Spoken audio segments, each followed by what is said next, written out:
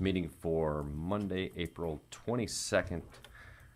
Kathy over there, would you start us off with a roll call, please? Councilmember Ronayne. Present. Fulberg. Present. Liebelt. Present. Reif. Present. Johnson. Present. Reinbold. Present. Langer. Present. Nostrop. Present. Mayor Shoneman. Present. Please stand with me for the Pledge of Allegiance.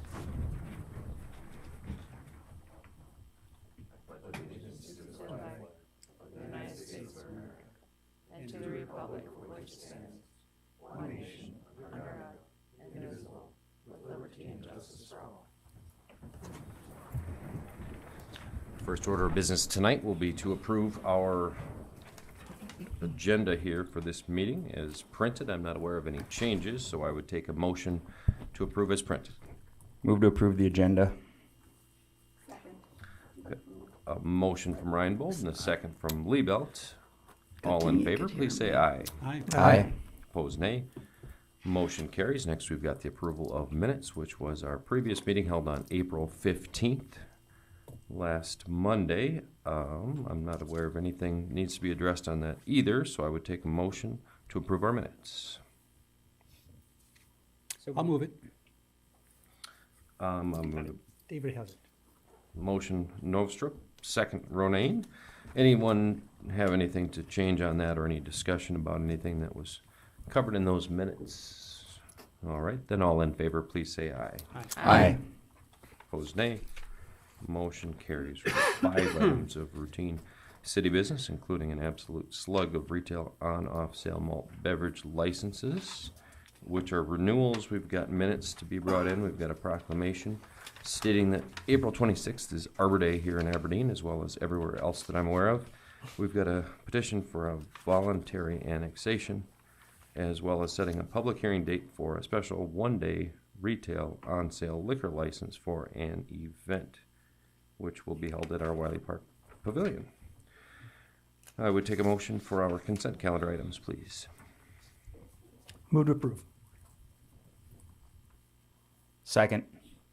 Got a motion from Councilman Reif, second Councilman Reinbold. Does anyone have anything to discuss on any of these consent calendar items? All right, then all in favor, please say aye. Aye. Opposed, nay. Motion carries. Next is our old business single item. We've got a possible approval of our second reading, which is the final adoption of ordinance 240401, supplements the 2024 budget for various Parks, Rec, and Forestry Department activities. Last week, Jordan kind of walked us through what those entailed. It's a thing that we handle semi-annually each year. Kathy, was there any changes to this ordinance since it has been passed with its first reading? No changes. Anything you'd like to add in terms of information about this procedure? This is just a routine quarterly ordinance. What it does is authorize the accounting for the donation expenses. Move to approve. Second. Got a motion from Councilman Ronayne and a second from Councilwoman Liebelt. Does anyone on the council have anything to discuss as it relates to this ordinance? All right. Kathy, would you give us a roll call vote then on the second reading? Councilmember Nostrop. Aye. Langer. Aye. Reinbold. Aye. Johnson. Aye. Reif. Aye. Liebelt. Aye. Fulberg. Aye.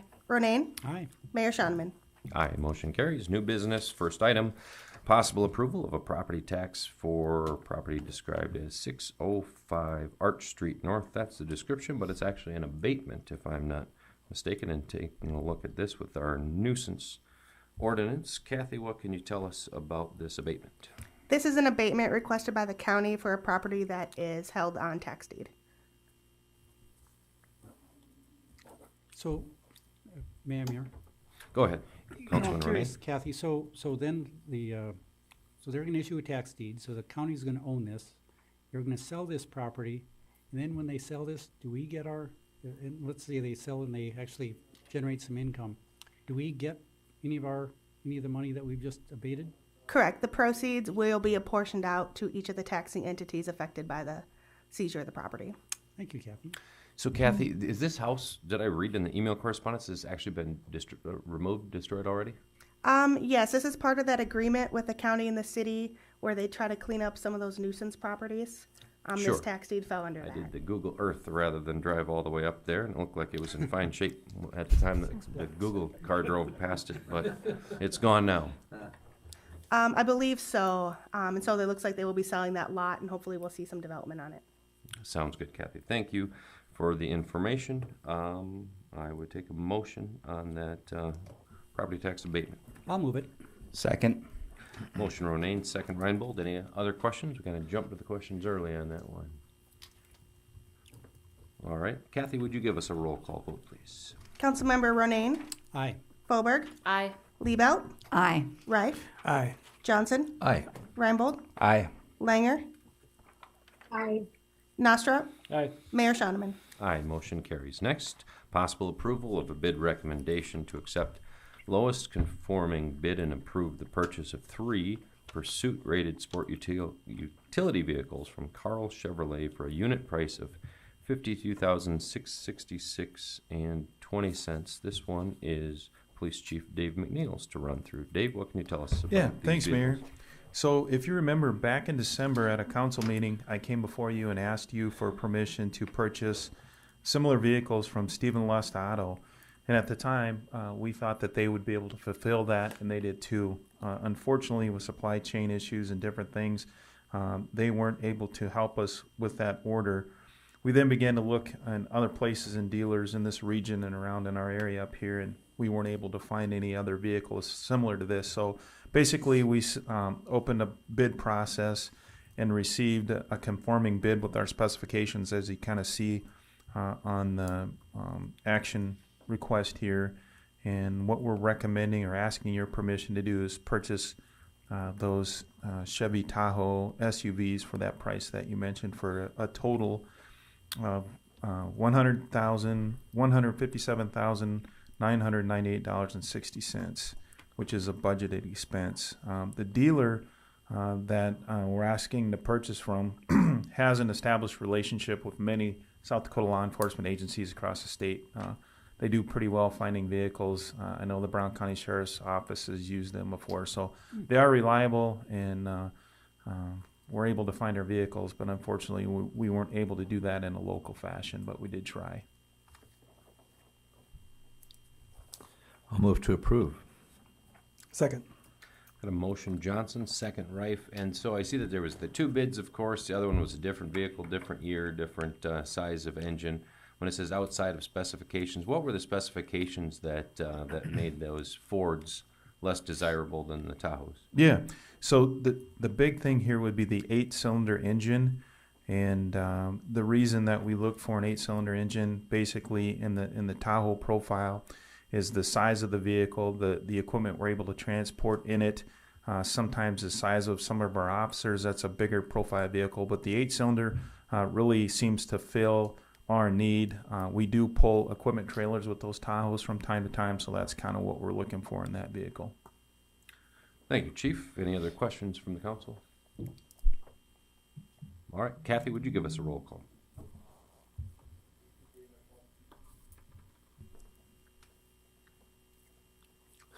Councilmember Nostra, Aye.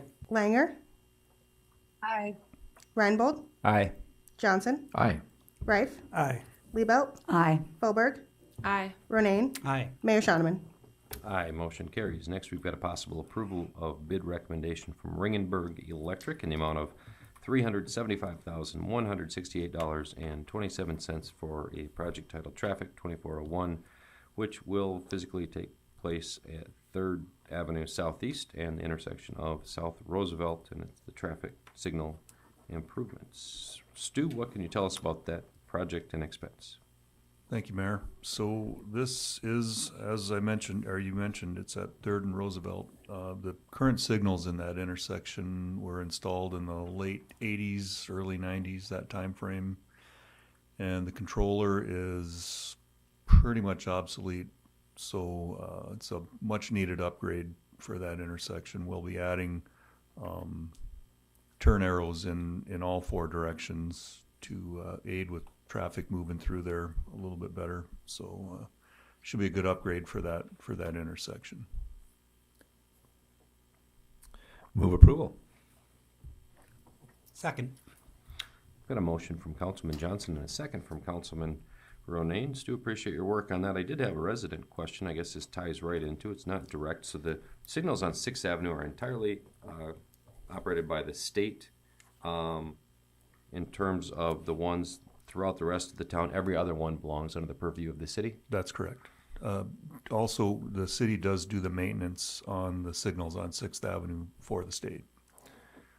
They didn't call those ones out in particular, but they were wondering about turn signals. What is the criteria that would cause us to take a look at adding turn signals to an intersection such as this one, where it hasn't had it in the past? So we refer to the manual on uniform traffic control devices, and there are warrants that are set forth in that.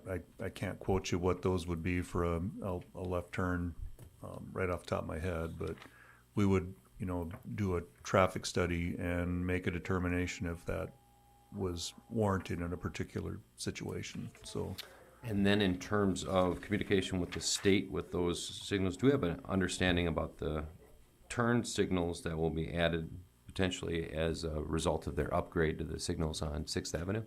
I don't know that we're to the point of discussing specific operational things on any given intersection. We've had quite a bit of input with them on a couple of intersections. For instance, the intersection at Dakota Street, there seems to be, just observing that anecdotally, there seems to be a lot of demand for left turn signals on Dakota Street in addition to the ones that are on 6th Avenue there. So that is one thing that we're going to ask them to do when it comes time to make the upgrades to those intersections. And that to is look at that. slated for 2026. From what we understand, yes. I don't know how they're with their STIP, if that will be something that'll slide. That happens from time to time, but currently that's where it is programmed. All right, if you'd make a note to make that additional recommendation, it sounds like you might have already done it, but it'll save me an email, and I appreciate it. Stu? And we will do that. Kathy, would you give us a roll call vote on item C, which is that approval to the Ringenberg electric bid? Councilmember Ronayne, Aye. Fauberg, Aye. Liebelt, Aye. Reif, Aye. Johnson, Aye. Reinbold, Aye. Langer, Aye. Nostrop, Aye. Mayor Shoneman. Aye, motion carries. Next section of this meeting will be the review and approval of our claims and payroll. We've got bills, of course, this week, which covers April 22nd week of, and then we've got the payroll, which is the pay period of April 7th through the 20th, as well as all of the additional extraneous costs that go hand in hand with employing people. Can I get a motion to pay our bills and payroll, please? So moved. Second. Got a motion from Councilwoman Liebelt and a second from Councilman Reif. Kathy? Councilmember Nostrop, Aye. Langer, Aye. Reinbold, Aye. Johnson, Aye. Reif, Aye. Liebelt, Aye. Fauberg, I accept Dakota Bank. Ronayne, Aye. Mayor Shoneman. Aye, motion carries. Next, we've got the city manager's report. So, Web and BDM, and I did go down to visit with DANR last week. The purpose for the meeting really was to just let them know where we're at with things and to let them know that we still have needs to come up with some additional funding. There will be some release of some additional funding to our project, it looks like. It looks very promising based on stuff that was unspent in the past, and we're in a position to spend that money within the timelines that are dictated. So we have made a good step forward with getting some additional funding, and we let them know that if there are additional opportunities, we would welcome the opportunity to spend some more of that money toward this project. So that went very well. It was time well spent. Today, the mayor, Amber, and I met with a number of folks throughout the community to talk about the results of the survey that the Aberdeen Development Corporation had done, kind of just a community needs survey. And they will be tabulating the results of that here in the near future, and that will be available very soon. And early next week, we'll be doing, GOED will be doing a kind of tour of a lot of our industrial areas, businesses, things of that nature, and we'll be doing some networking with them and doing a little hosting with them as well. So we'll be meeting with them, and I think that's all I've got for now. Thank you, Robin. And in earlier discussions, it sounded like there was quite a lot of that ARPA money left over that hadn't been allocated. About where were they at with the unapportioned funds at this point? At this point, it looks like our project could get in the neighborhood of 11 million additional dollars. So it's a substantial amount. Thank you, Robin. Thanks for taking that trip. Really appreciate it. Anyone else on council have anything before we take a motion to adjourn this meeting? All right, then I'll take that motion. Second. Motion Johnson, second Reinbold. All in favor, please say aye. Aye. Opposed, nay. Motion carries. We are adjourned. Thank you all very much.